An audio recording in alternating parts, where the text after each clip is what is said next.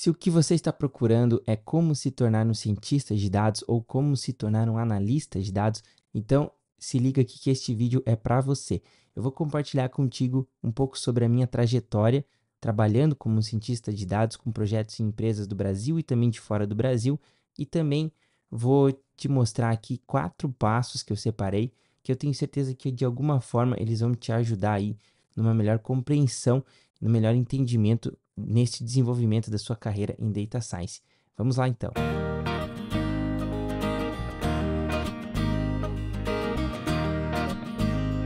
Eu sou Vladimir Prates, seja muito bem-vindo ao meu canal. Se você curte conteúdos focados aí em Data Science, análise de dados, visualização de dados, linguagem de programação aplicados para estes temas, então considere aí se inscrever no canal e também já deixe o seu like aqui no vídeo, tá bom? Inicialmente, eu quero fazer um parênteses de que a minha ideia com este vídeo é trazer tópicos que vão ser relevantes para você no médio e longo prazo, ou seja, ao longo do desenvolvimento da sua carreira em Data Science. Então, se o seu propósito de fato é se tornar um cientista de dados, pegue aí já um papel e uma caneta, tá? E principalmente quando eu chegar na parte dos 4 passos para se tornar um cientista de dados, veja estes passos e também os subitens que eu vou trazer como uma lógica aí de checklist, tá? Então, algo parecido com isso, né? E vá dando check mesmo nos itens conforme você for se desenvolvendo na sua carreira, tá? Então, vai ter lá os itens principais de cada um dos passos e também alguns subitens e alguns pontos também que eu vou falar que não estão aqui na apresentação. Tome nota de tudo que você achar relevante e vai, né, marcando essas etapas como feitas ao longo do seu desenvolvimento. Era um ponto importante aí para começar. E temos ainda mais algumas introduções aqui. Um outro ponto importante que eu quero trazer é um nivelamento sobre o que é Data Science, o que é ciência de dados. Então, para a gente ficar na mesma página, né? Então, para isso, eu trouxe um post de um blog pessoal meu, onde eu exploro um pouquinho alguns conceitos de ciência de dados. E aqui eu quero focar em algumas definições. Eu trago neste artigo de blog, cujo link está aqui na descrição, algumas definições de alguns locais de referência. Eu vou ler essa última aqui, tá? E também vou ler e comentar um pouquinho sobre esta definição que eu trouxe aqui, que é um resumo das demais, tá bom? Começando então aqui em cima, a ciência de dados é um conjunto multidisciplinar de inferência de dados, desenvolvimento de algoritmos e tecnologias para resolver problemas analiticamente complexos. No centro estão os dados, um grande número de informações brutas transmitidas e armazenadas em data warehouses corporativos. Aí segue. A ciência de dados é basicamente o uso desses dados de maneira criativa para gerar valor aos negócios. Aqui tem algumas palavras-chave que são importantes, como gerar valor aos negócios, resolver problemas complexos, os dados no centro, tá? Eu acho que é isso. E na sequência, essa outra definição, então, ciência de dados é uma área multidisciplinar que se utiliza principalmente, mas não apenas, do método científico, estatística, conhecimento de negócio e ciência da computação para gerar valor aos negócios, tá? Aqui a ênfase é que, de fato, a área de Data Science é uma área multidisciplinar e é muito bacana isso na prática, porque a gente normalmente trabalhei com equipes de pessoas formadas em diversas áreas, com diferentes backgrounds, e geralmente cada pessoa tem algo bem bacana a agregar nos projetos, e a gente aprende bastante. É sempre um ambiente muito dinâmico, de muito aprendizado, trabalhar com Data Science na prática. E outra coisa muito bacana é essa questão de utilizar o método científico. Então, aqui eu vejo uma ótima intersecção entre a academia, para aqueles que na academia, durante seu momento de mestrado e doutorado, trabalharam com um viés assim mais quantitativo. Então, para essas pessoas, geralmente, essas pessoas conseguem ver na área de Data Science uma possibilidade bem bacana, bem interessante de trabalhar no meio corporativo e não deixar de utilizar boa parte dos conhecimentos que foram adquiridos na academia. Então, essa intersecção entre academia e mundo corporativo que ocorre na área de Data Science, para mim, é fantástico, assim, é algo muito bacana.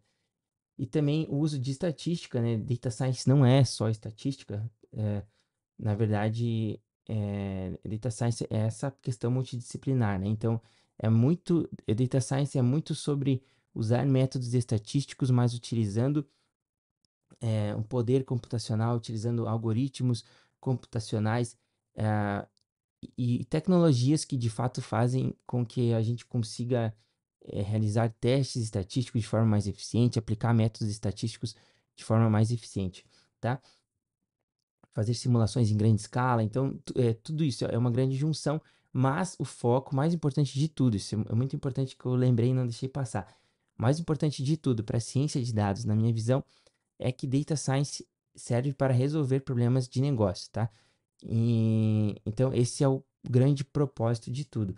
E o cientista de dados é o profissional que vai operacionalizar tudo isso e vai fazer a comunicação das análises para os stakeholders de tal forma que eles tenham uma base agora para tomar decisões data-driven e que vão aí, de fato, gerar valor e ajudar a organização mesmo a ter mais lucratividade, ter mais produtividade, ter mais eficiência, dependendo do contexto do projeto, tá?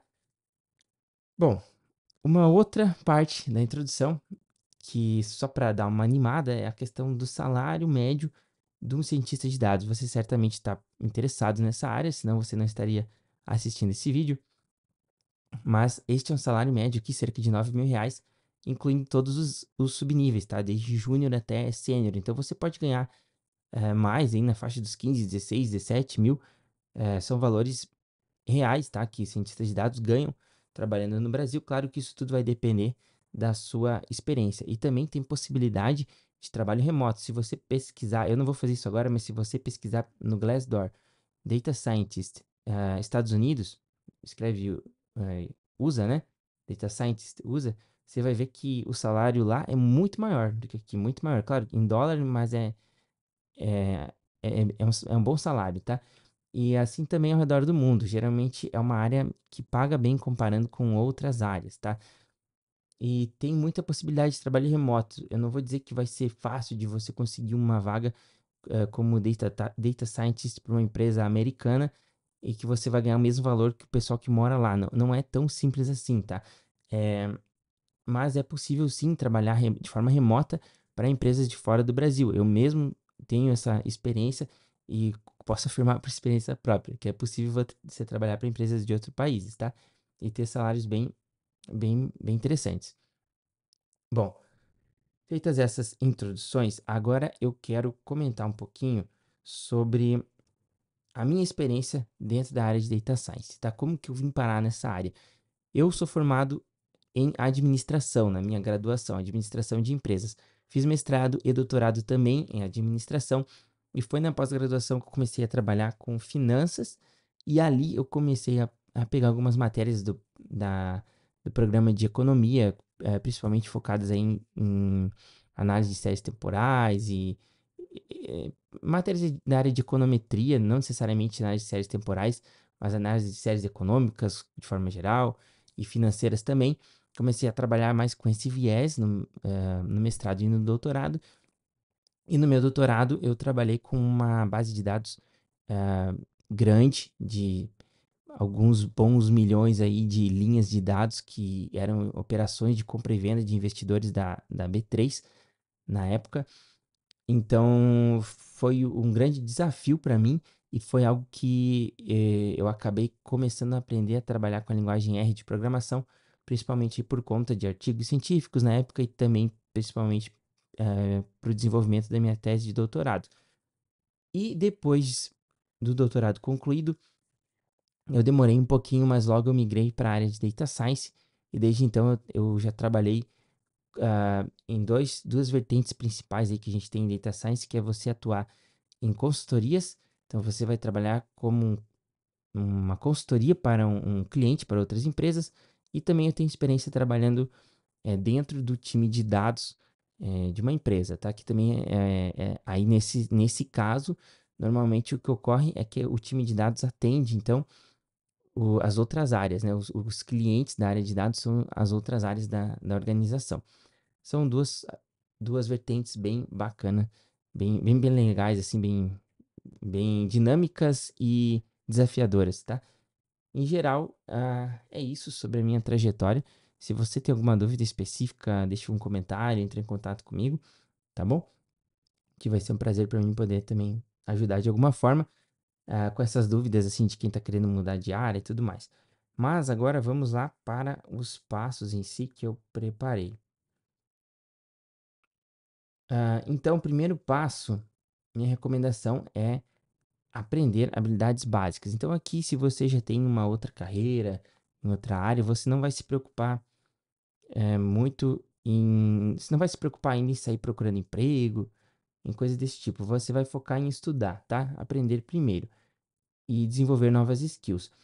Você vai escolher uma linguagem de programação, Python ou R, e aqui eu recomendo que você pegue alguns cursos online, tá?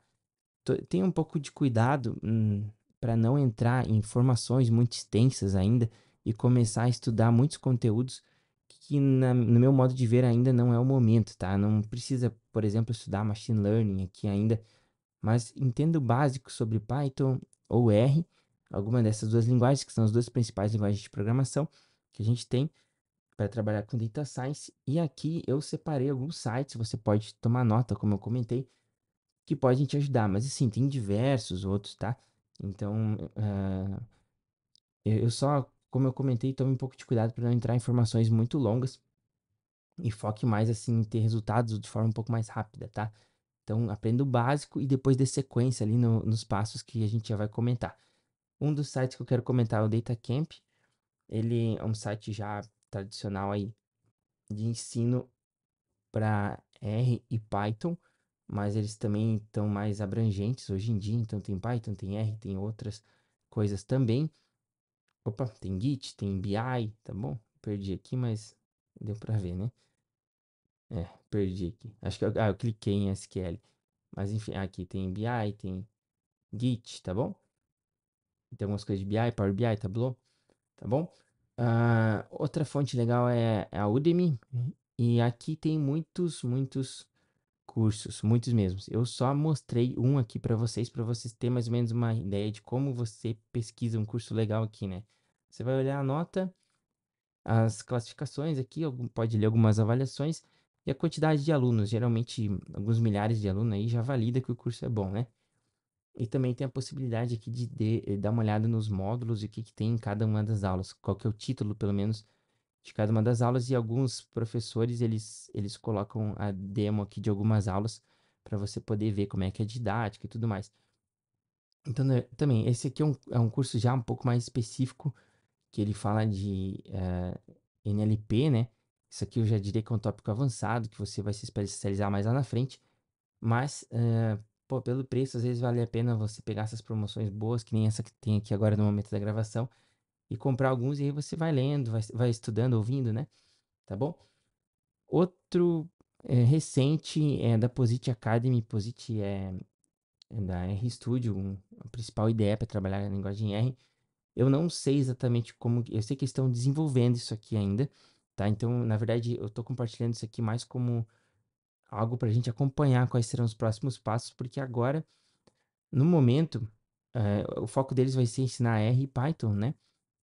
Mas o foco aqui, se você clica, ele não manda para uma página de pagamento nem nada disso. Ele pede para você agendar uma conversa com eles. Então, eu não fiz isso. Se você fizer, depois quiser compartilhar comigo qual foi sua experiência, vai ser bacana ouvir. Mas eu acredito que eles vão desenvolver um pouquinho mais isso e deixar assim de uma forma um pouco mais automatizada. Mas eu compartilho eles porque essa empresa, de fato, a antiga RStudio, né? Eles são muito bons assim no que fazem, então tudo que eles fazem geralmente é conteúdo de qualidade, então vale acompanhar, tá? Tem esse programa aqui do Google, em parceria com o Coursera, que é um programa um pouco longo, mas você não precisa fazer o programa todo. Você pode fazer o certificado profissional análise de dados do Google.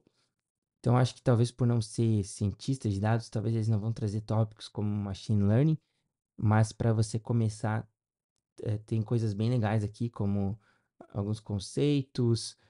Tem um curso de R aqui, tem questões aí de limpeza de dados, preparação de dados, tá? Então, É bem bacana, conteúdo de qualidade também. E se eu não tô enganado, tá? Você consegue ver os cursos de forma gratuita. Você só vai precisar pagar se você quiser gerar o certificado, algo assim, tá? Se eu tiver equivocado, alguém me corrige também. E aqui, John Hopkins, também em parceria com Coursera, eles são excelentes aí, principalmente na parte de R, tá? Tem alguns cursos bem legais. Então, eles têm aqui alguns cursos de Data Science, tá? Você pode também. Aqui tem alguns cursos aqui de Data Science. Bem bacanas, tá? E, ah, bom, é isso em termos desse primeiro ponto. Estudar estatística. Tem um livro, ele não tá aqui fácil para eu pegar agora, acabei não separando, mas eu deixo o nome dele aqui nos comentários, na descrição. Estatística Básica de Busabi e Moretin. Eu recomendo que você compre esse livro.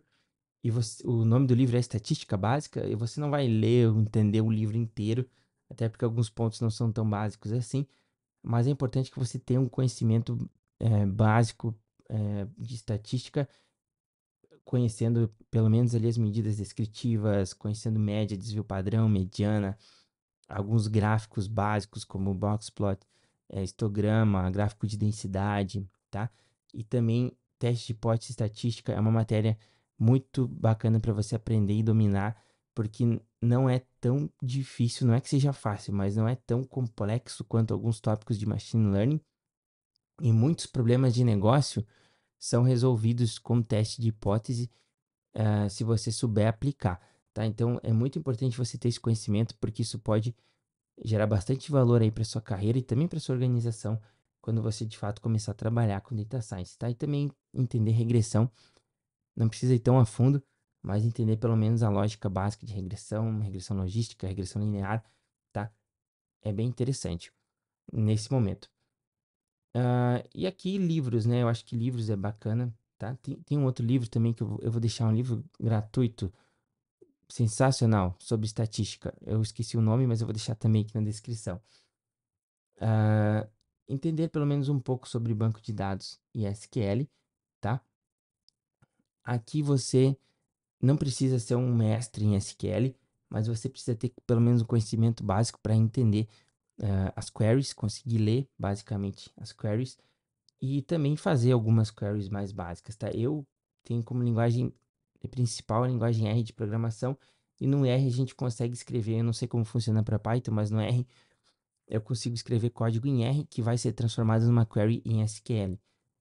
Então, eu não precisaria escrever SQL, mas é muito importante porque às vezes você vai fazer um tratamento de dados e depois você vai colocar isso rodar em produção, sei lá, diretamente com SQL. Então, você tem que saber dar uma otimizada um pouco nessa query gerada pelo R, ou você tem que dar continuidade no trabalho realizado por outra pessoa.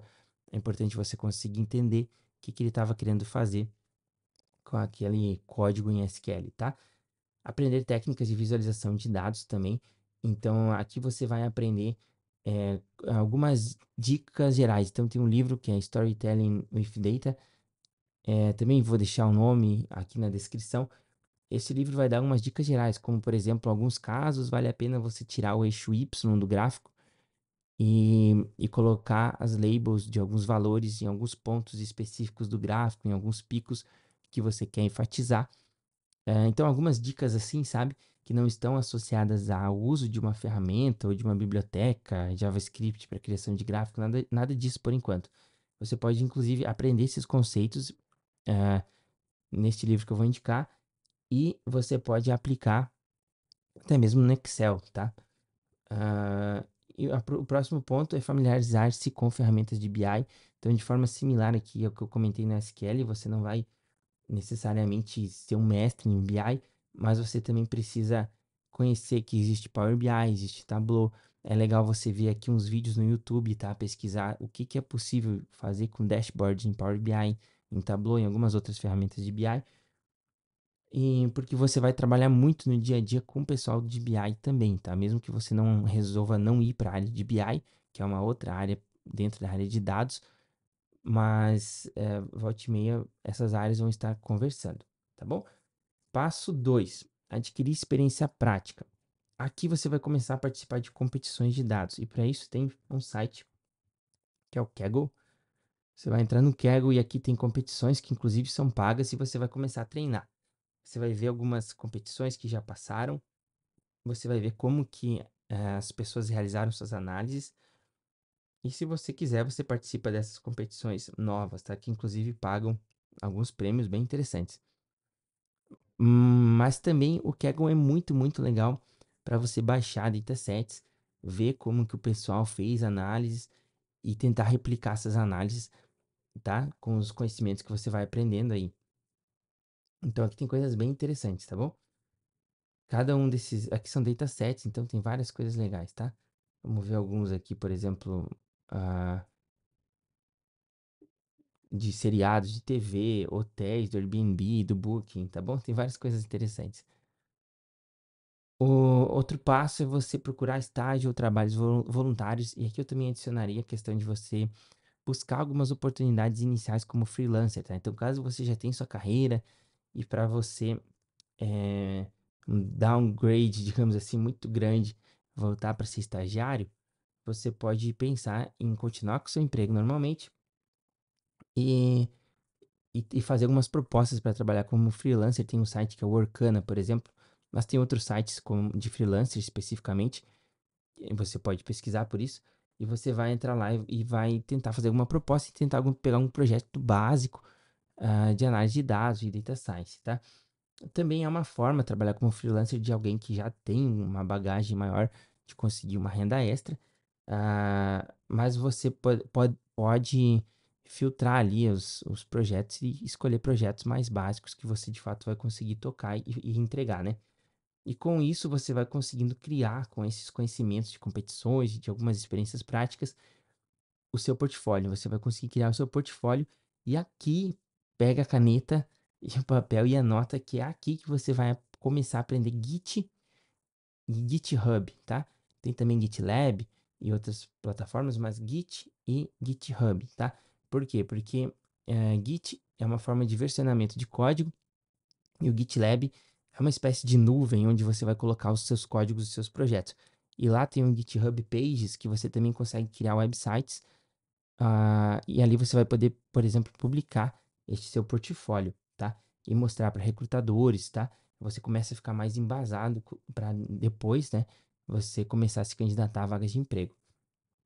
Outro passo importante aqui é desenvolver habilidades para comunicar insights e análises para não especialistas. Então, aqui é fundamental, tá? Você precisa saber. Esse é um dos papéis bem importantes aí de um cientista de dados, que você precisa conseguir comunicar os seus resultados para os stakeholders. E muita gente acaba se prendendo muito na técnica, e aí na hora de apresentar para algum diretor, alguém de nível mais gerencial dentro da empresa, ele acaba se baseando muito na parte técnica. Só que aqui tem uma diferença entre aquilo que quem vem da academia vive e essa parte prática, porque na academia, quando você vai apresentar um artigo científico num congresso, por exemplo, a parte da metodologia ela é tão relevante quanto a parte dos resultados, né? Você precisa dar uma ênfase muito boa para a metodologia, mas ah, na parte prática aqui do meio corporativo, não é que isso não é importante. Claro que é importante, mas já se assume que você, como um especialista, um profissional que tem conhecimento técnico da área, você já é assumido a priori que você vai utilizar as melhores técnicas, que você tomou as melhores decisões técnicas, tá? Então você não precisa ficar explicando para algum C-level da empresa, por exemplo, as decisões técnicas que você tomou. E para isso eu recomendo que nesse ponto, você, atuando como cientista de dados, sempre tenha um relatório técnico onde você vai documentar tudo que você fez, as decisões técnicas que você tomou, mas também tenha zelo com a apresentação gerencial. Então, você vai fazer uma apresentação de slides, ou você vai fazer um relatório em HTML, algo que eu já trabalhei muito, mas alguma forma que você for escolher para apresentar os resultados das suas análises, a linguagem que você vai utilizar lá, os gráficos que você vai fazer, tem que estar focados em apresentar o resultado de forma clara, tá bom? Em poucos minutos, a pessoa que está na outra ponta tem que ser capaz de bater o olho e entender e já saber que tipo de decisão que ela pode tomar, tá bom? Com base nos resultados apresentados. Indo para o último passo, então, opa, perdão, eu tenho o terceiro passo aqui, que é se tornar um especialista. Aqui, de fato, você já tem alguma experiência prática, você já começou a ver que ciência de dados é um campo grande, e dentro disso tem machine learning, tem visualização de dados, tem algumas empresas aí que focam em construir aplicativos web focado para análise de dados.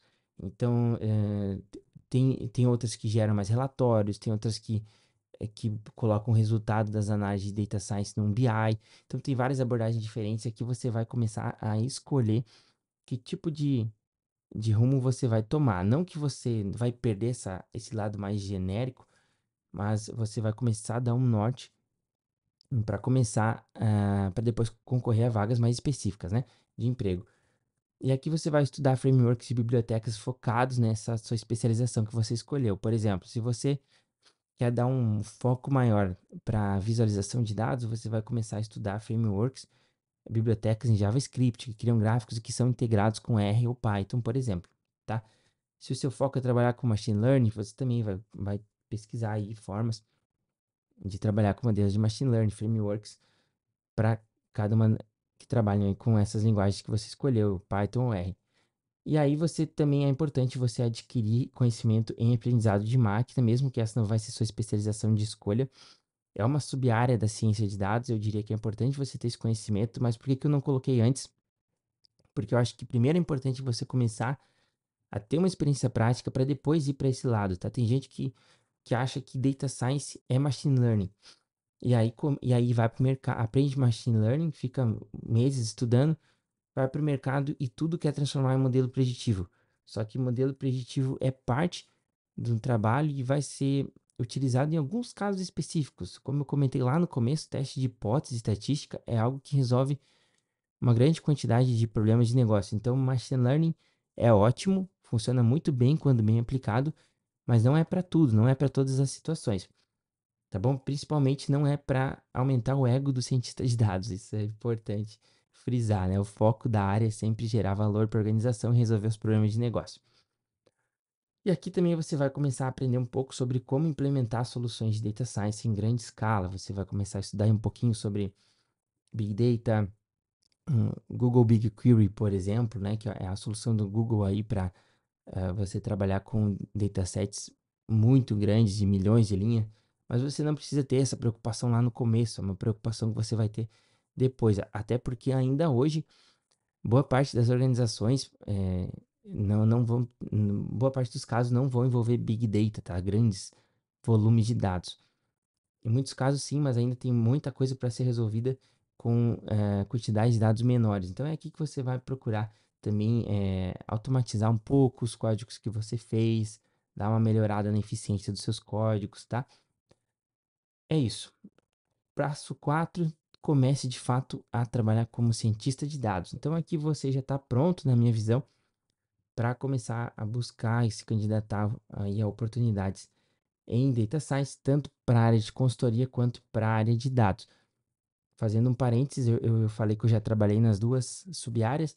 Em consultoria, bacana é que você vai ver cada vez um contexto diferente. Então você fica, depende da estratégia da empresa, mas você fica aí 3, 4 meses num projeto, numa empresa e depois você muda para outra empresa.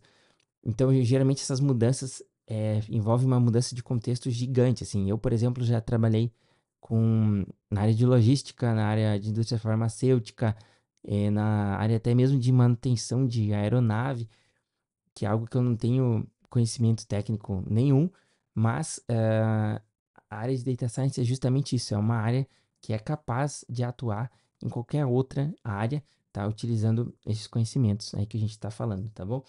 Então isso é muito bacana.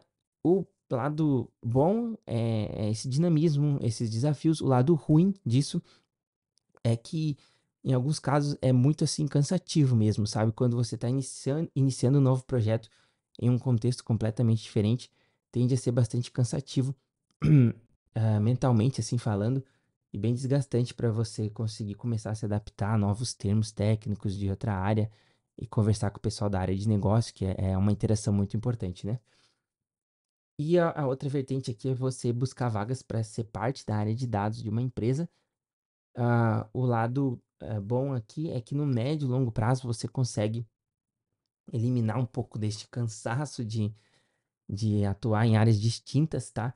Porque você vai estar na mesma empresa, então as pessoas são, em geral, as mesmas, não muda tanto. O produto principal da empresa é o mesmo, então é um pouco mais estável, mas no começo também é um pouco dinâmico, porque geralmente a área de Data Science ela vai servir outras áreas da empresa, outras áreas funcionais aí da empresa, como marketing, growth, RH, finanças. Então, se você, por exemplo, no meu caso ali, eu tenho formação em finanças, então trabalhar com finanças é um pouco mais tranquilo para mim. Mas trabalhar com RH, eu já trabalhei também, mas no começo foi um pouco complicado de começar a entender os termos e tudo mais. Então, tem sempre esse custo aí de entrada, mas é uma característica da área de Data Science, tá? Esse dinamismo aí é um ponto positivo na minha visão. Identificar necessidades e problemas que podem ser resolvidos com dados. Então, aqui já começa a exigir aí que você seja proativo, tá? Você vai e anota, tá? Quando você chegar nesse ponto aqui, não esqueça de que você tem que já começar a ouvir as conversas das pessoas e começar na sua mente a traduzir aquilo para aqueles problemas que as pessoas comentam, às vezes até quando tá tomando café, quando tá num happy hour ali, você tem que começar a traduzir aqueles problemas de negócio para problemas estatísticos e pensar como que você poderia resolver aquilo através dos dados, né? E aí também aprender a trabalhar com equipes multidisciplinares. Isso aqui é muito importante. E é muito bacana também, como eu comentei, né? Tem gente aí da engenharia, da estatística, da economia, da ciência da computação. Então tem pessoal de várias áreas trabalhando e essa interação é bem construtiva. Aprender a lidar com incertezas e saber lidar com projetos complexos. Uma das coisas mais frustrantes, talvez, se você não sabe lidar com isso, é que a área de Data Science ela dá muito erro, dá muito problema, muito assim resultado que você espera que o seu gráfico fique bonito, que a tabela fique legal, que o modelo fique bom e não fica. E geralmente também isso está associado a, a um trabalho que tem que ser realizado antes de você chegar na análise em si, assim, essa parte de gráficos, de rodar modelo, que é a parte de você limpar os dados, de você tratar os dados, de você organizar os datasets, tá? Então, essa parte ela acaba sendo mais cansativa, digamos assim, e você sempre vai ter aquela incerteza que você não é certo que a sua análise vai gerar o resultado esperado, tá?